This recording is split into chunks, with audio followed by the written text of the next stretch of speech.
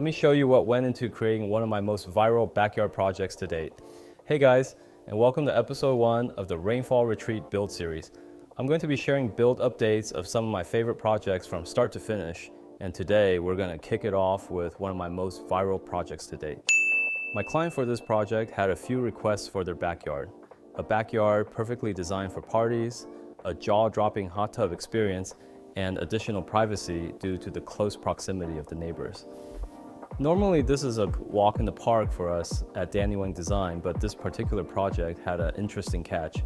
The property's weird shape gave us a lot of constraints when coming up with a design that could incorporate the client's requests. As you can see, the yard isn't very deep, but we have an abnormally large side yard due to the absence of a neighbor on the right side. We can utilize this extra space to fit our pool, entertainment area, and a one-of-a-kind hot tub experience in the backyard. So with that, let's move on to the design process. A good starting point for designing a backyard layout is the pool, since it's usually the largest feature. So the pool needs to be optimized to accommodate guests comfortably, and to accomplish this, we're going to add a baja ledge, which is a shallow area of the pool with lounge-style seating that's partially submerged. This is a great feature for those that want to relax in the pool, but don't want their body fully submerged. Next, we're going to add swim-up seating on the right side of the pool. Combined with this wooden deck, guests can have bar-style seating to enjoy a cool, refreshing beverage while soaking up the sun. Our client still wants to use the pool for swimming, so we're going to integrate a swim lane parallel to the back wall to maximize the length. Now that we have the pool's basic layout completed, let's move on to one of my favorite features of the backyard. The client also requested for a one-of-a-kind hot tub experience that they wouldn't be able to experience anywhere else. Additionally, they wanted a fire pit area for guests that didn't want to swim. My first concern with putting both the hot tub and fire pit next to each other was the difference in elevation between both elements.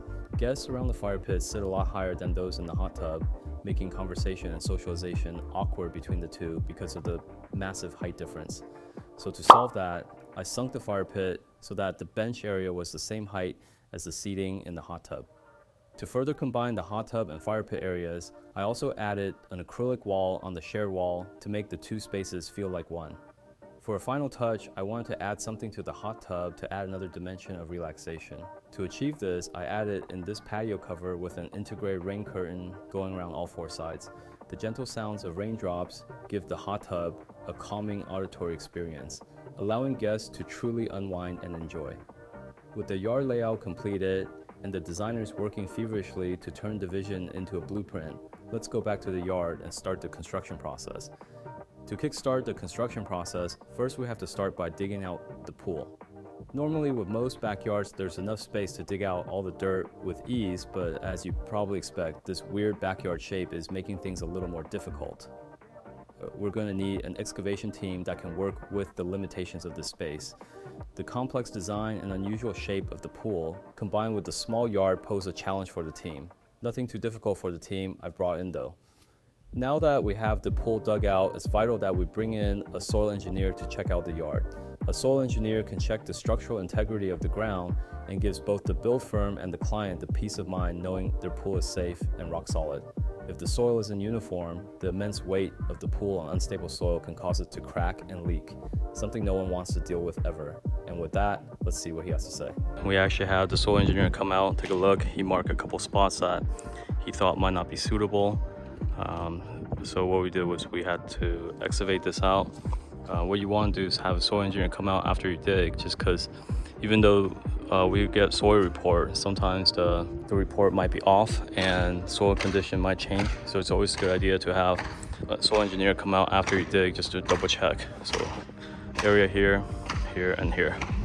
In the next episode, you'll find out the results of the soil analysis to see if we can move on to the rebar stage of the project. If you're liking the content here, let me know with a like.